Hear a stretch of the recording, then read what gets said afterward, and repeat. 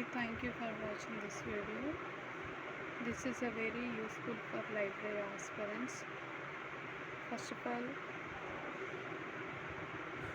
who developed the 5 laws of library science? The answer goes to S.R. Ramanathan. Second question, what does the leading section of main entry consist of according to classified catalog code CCC? The answer goes to call number. User profile means the answer goes to statement on user information. The fourth question, what was the aim of setting up Wadia committee in 1967?